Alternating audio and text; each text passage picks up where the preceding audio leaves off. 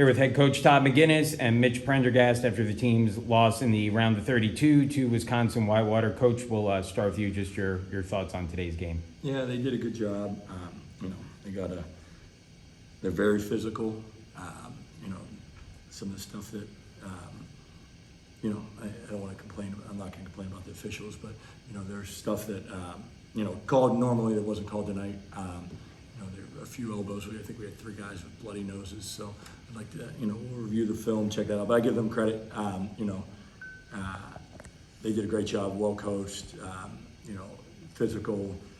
It was like a war out there. I think, and so it's it was a tough one to play against. If they're gonna be able to get away with some of the stuff they were able to get away with, we're gonna have our hands full. So it's we missed layups. Like we had some opportunities where we missed, and those go in. It's a different game, and so. But hats off to them. They did a great job. Mitch, it seemed like for you offensively, things started clicking. It was maybe about halfway through that second half when you were able to give the team the lead. I think it turned, took a 54-52 lead. Can you talk about what changed from kind of the first part of the game to the second part of the game for you personally? Yeah, yes, sir. Just tried to stay aggressive. The guys did a great job of moving and opening up the paint, setting screens, and was able to finish a couple through contact and missed a lot of easy ones. But it was a great team effort, and unfortunately just came a little bit short.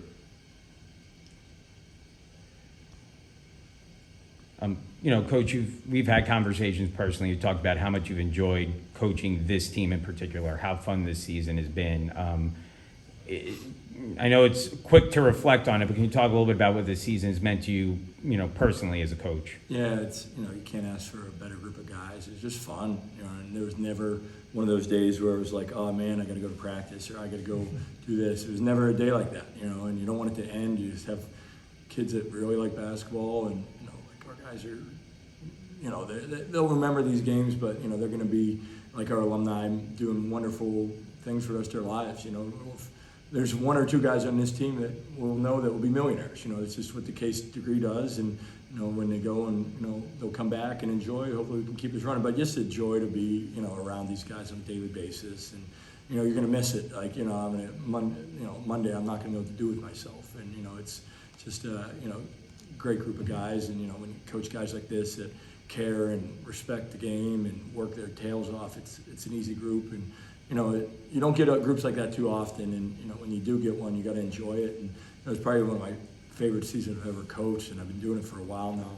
But it's one of those seasons that you can't describe it to people, but you don't want it to end. But also you're looking back, if you'd have told us at the beginning of the year we were 22-4, won UA, and hosted the NCAA tournament, you'd probably say, all right, sign me up for that right now. Sign me up right now. Like that doesn't happen. It doesn't happen, and especially here.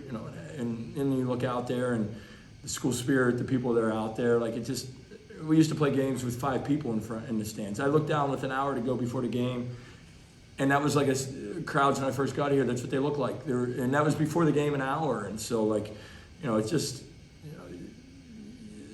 you can't describe it. And it's just something I had to, you just have great kids. Like when you get to coach these guys, it's. You don't worry about them partying. You don't worry about them anything. They're going to school, playing basketball, and it's become doctors, lawyers, or working on Wall Street. So it's a great group of guys. Mitch, 3 times in this game, you guys had to, lack of a more decorous term, suck it up after they took big leads and chip away and get back in the game.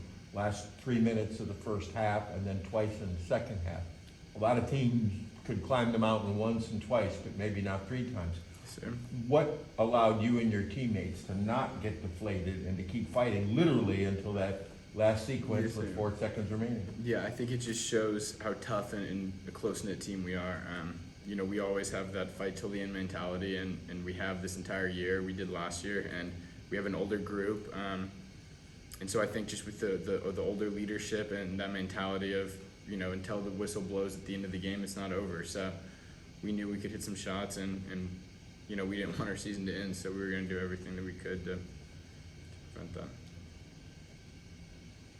Mitch, you know, I know the teams have been successful since you've been here the last 2 years, but has there been a palpable difference in the team from game one when, you know, you got here and the team had never been in the tournament? Now all of a sudden 2 years later, losing the round of 16 is a disappointment when probably, you know, is there a difference that you feel in the program as a whole since you started? Yeah, 100%. Like Coach said, I mean, the atmosphere in these games and really throughout the year, it started building. Last year, first half of the year, we would barely have any fans other than parents, and then slowly grew. And then at the end of this year, obviously we had so many people, and I think next year and the years after, it's just going to be that expectation of, you know, win the UAA and keep making runs in the tournament. So I can't thank Coach enough for giving me the opportunity to come here last year.